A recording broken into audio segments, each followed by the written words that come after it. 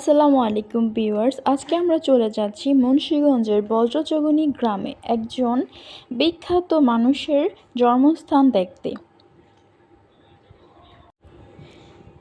যে কিনা প্রায় 100 বছর আগে পাল সাম্রাজ্য আমলে এই বজ্রচৌগনি গ্রামে জন্মগ্রহণ করে। তো আমরা চলে এলাম। এখানে যাওয়ার আগে টিকিট নিয়ে ঢুকতে হয়। তো টিকিটের দাম খুব বেশি না, প্রতি টিকিটের মূল্য মাত্র 10 টাকা।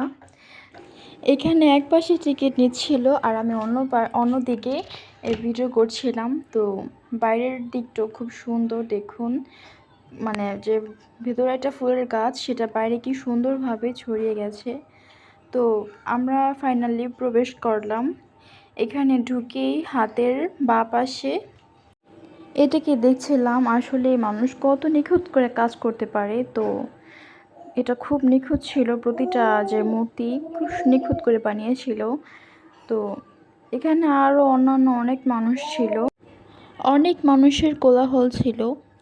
অতীশ দীপঙ্কর মেমোরিয়াল কমপ্লেক্সে আসলে দর্শনার্থীদের চোখে পড়বে ঘন সবুজে ঘেরা পরিবেশ, সবুজের মিলন মেলা। এই দৃশ্য দেখতে কার না ভালো লাগে। তাই ছুটির দিনগুলোতে এখানে বিভিন্ন ধরনের, বিভিন্ন জাতের মানুষের ভিড় লেগে থাকে। এখানে ছোট বড় বিভিন্ন বয়সের মানুষও দেখা গেছে। মূলত অতীশ দীপঙ্কর শ্রী জ্ঞান হলেন একজন প্রখ্যাত পণ্ডিত, যিনি পাল সাম্রাজ্য আমলে একজন বৌদ্ধ ধর্ম প্রচারক ছিলেন। মহামহোপাধ্যায় সতীশচন্দ্র বিদ্যাভূষণ ও রাহুল সিং কীর্তায়নের মহানুসারে পাল যুগে মগধের পূর্ব সীমান্তবর্তী প্রদেশ অঙ্গদেশের পূর্ব প্রান্তের সামন্তরাজ্য শহর, যার নাম চাহদনা ভগলপুর নামে পরিচিত। তো এই পরিচিতিটা আগে ছিল।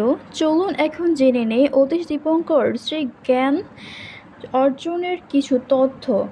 19 শতকে শুরুর দিকে শরৎচন্দ্র দাসের অনুবাদ রচনাবলী ও তিব্বতী ইংরেজি অনুদানের উপর নির্ভর করে বৌদ্ধ ধর্ম সম্পর্কিত জ্ঞান চর্চা শুরু করে নতুন করে। অতীশ দীপঙ্কর 1011 খ্রিস্টাব্দে শতাধিক শিষ্যসহ মালয় দেশের সুবর্ণ দ্বীপের, বর্তমানে যে ইন্দোনেশিয়ার সুমাত্রা দ্বীপে গমন করেন। তো এই ছিল ওনার সম্পর্কে টুকটাক কিছু কথাবার্তা। তো আমরা অনেকক্ষণ ঘোরাফেরার পর এখানে দেখতে পেলাম অনেকগুলা কুকুর, মানে এই ধরনের কুকুরগুলা চলে আসলো।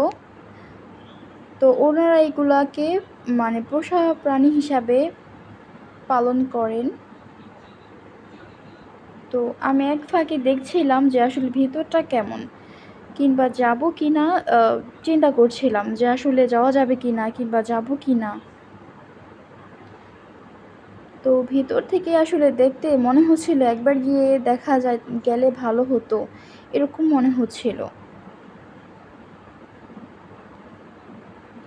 যাই হোক, পরবর্তীতে কিছুক্ষণ আমরা আবার সবাই মিলে একটু চারপাশটা দেখে নেই, ঘোরাফেরা করে নেই।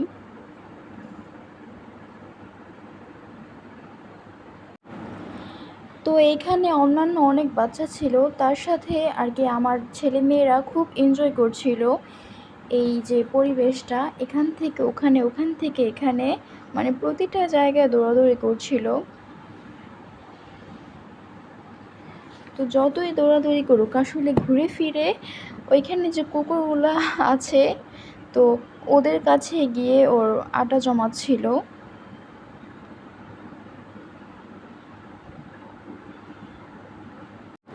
প্রতিবার আমি ভয় দেখাচ্ছিলাম আর প্রতিবার এভাবে করে আমার কাছে দৌড়ে দৌড়ে আসছিল।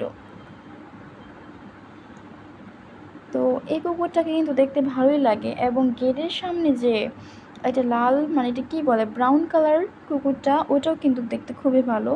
তো আমার ছেলে এখানে এই ইটটাকে নিচ্ছিল এই কুকুরগুলোকে মারবে, মানে ওকে ভয় দেখাচ্ছিলাম সেজন্য ও কুকুরগুলোকে মারতে চায়।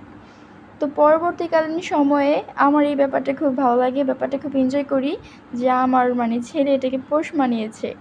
ও যেখানে যেখানে যাচ্ছিল এই যে কুকুরের বাচ্চাটা এটা ওর পিছু পিছুই যাচ্ছিল।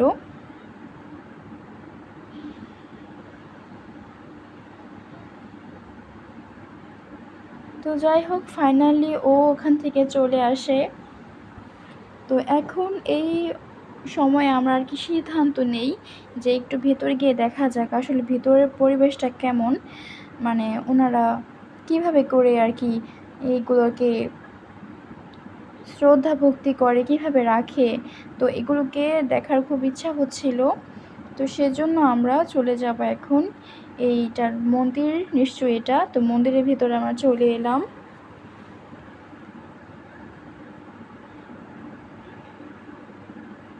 তো এখানে দেখুন এই মূর্তিগুলোকে, প্রতিটা সাইডের যে মূর্তিগুলো, প্রতিটা মূর্তিকেই ওনারা কাঁসার থালায় ফল দিয়েছে।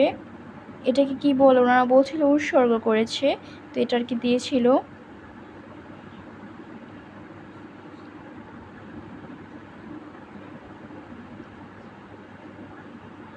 তো একবার মনে হচ্ছিল আসলে যে ওনাদের এত কিছু দিয়ে রেখেছে, কেন দিয়ে রেখেছে।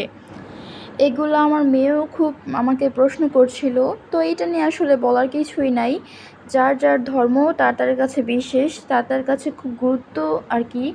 তো প্রতিটা জাতিরই উচিত তাদের নিজ নিজ ধর্মকে পালন করা, শ্রদ্ধা ভক্তি দেখানো অন্য ধর্মের প্রতি। তো যাই হোক, এখানে আমার একটা প্রশ্ন জেগেছে যে আসলে এই জায়নামাজগুলোর কাজ কি এখানে, এই জায়নামাজগুলো দিয়ে ওনারা কি করে। তো আমার জানা নেই, আর সামনে কেউ ছিল না, সেজন্য আর জিজ্ঞেস করার সুযোগ ছিল না।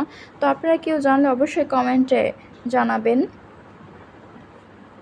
তো আমরা অনেকক্ষণ ঘোরাঘুরি করলাম, এখন আমরা চলে যাব এখান থেকে। তো আপনারাও চাইলে এখান থেকে ঘুরে যেতে পারেন।